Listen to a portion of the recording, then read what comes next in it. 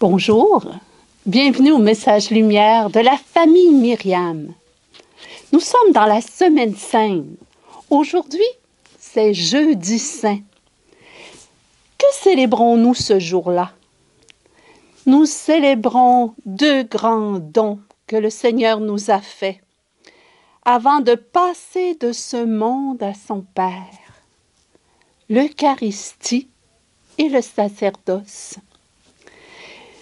Jésus a institué le sacrement de son amour, l'Eucharistie, et par conséquent, le sacrement de l'ordre, par lequel il actualise le mystère de sa vie livrée jusqu'au bout, jusqu'à l'extrême, par amour pour nous, les hommes, et pour notre salut.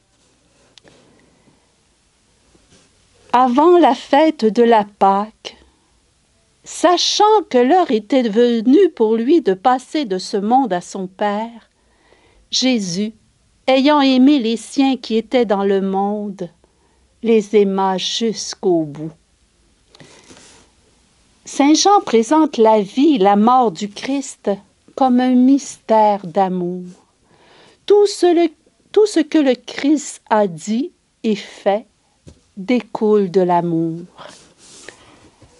L'heure de Jésus est venue. C'est l'heure de la croix. C'est l'heure de révéler aux hommes l'amour du Père. Par les souffrances de sa passion, Jésus traduit l'amour fou, débordant, excessif de Dieu pour l'homme.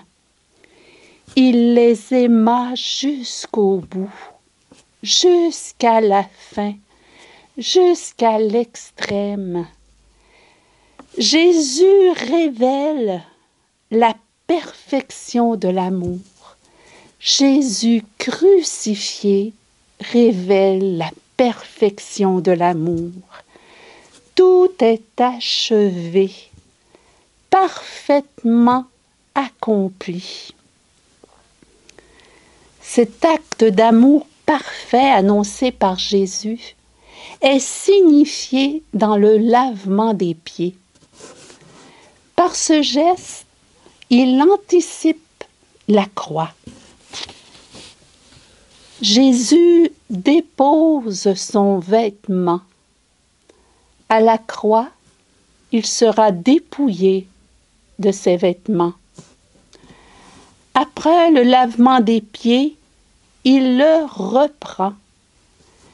C'est une allusion à la résurrection.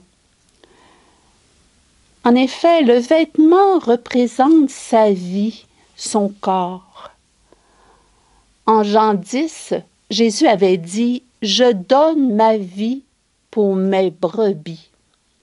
Je dépose ma vie pour la reprendre. J'ai le pouvoir de la déposer et j'ai le pouvoir de la reprendre. » Il donne sa vie librement jusqu'à mourir et il la reprend. Il la reçoit à nouveau par sa résurrection. Ce mouvement d'abaissement et d'exaltation se retrouve dans l'hymne de Philippiens 2. Lui de condition divine, il s'est anéanti prenant la condition d'esclave. Il s'est abaissé, devenant obéissant jusqu'à la mort et la mort de la croix. C'est pourquoi Dieu l'a exalté et lui a donné le nom qui est au-dessus de tout nom. En se faisant homme, Jésus a pris la condition d'esclave. Et plus encore, il lave les pieds des disciples. Fonction humiliante réservée aux esclaves et qui représente la rémission des péchés. Pierre ne comprend pas ce geste. La réponse de Jésus éclaire le sens de son geste.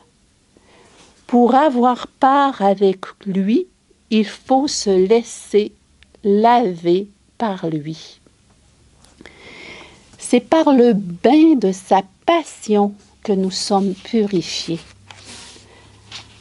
Dans l'Église primitive, le bain désigne le baptême. Mais ici, Jésus parle d'un autre bain. Quand on vient de prendre un bain, on n'a pas besoin de se laver, sinon les pieds. En effet, Jésus propose à Pierre de lui laver seulement les pieds, pas la tête et les mains. Le premier bain consiste en l'accueil de la parole déjà réalisée. Jésus avait dit, « Vous êtes purs par la parole que je vous ai dite. » Mais maintenant, il ajoute, « Mais pas tous. » Judas n'a pas accueilli la parole de Dieu. Il n'accepte pas un Messie souffrant. Il ne croit pas à l'amour de Dieu. Quand Jésus parle de laver les pieds, il parle d'un autre bain. Un bain dans son sang. Le lavement des pieds symbolise la purification par le sang versé de Jésus pour la rémission des péchés. Par ses pieds, sur les chemins de la vie, en contact avec le monde, l'homme se salit. Jésus vient laver les pieds des hommes, c'est-à-dire à la fois purifier la vie passée, effacer la fatigue du chemin et assainir l'homme jusqu'à la racine. Le lavement des pieds anticipe sa passion, tout comme l'Eucharistie, qui est le mémorial de sa passion. L'invitation à imiter son exemple évoque l'institution de l'Eucharistie. Faites ceci en mémoire de moi.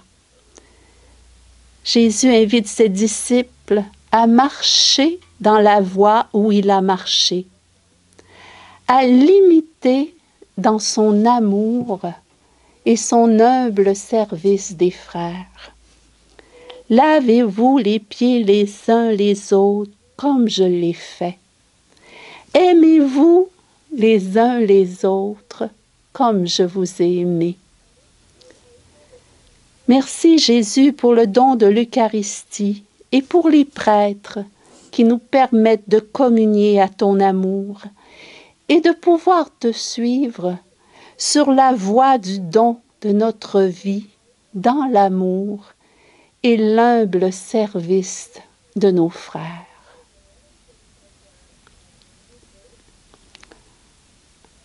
Au revoir, à la prochaine, et je te souhaite aussi une belle montée pascale.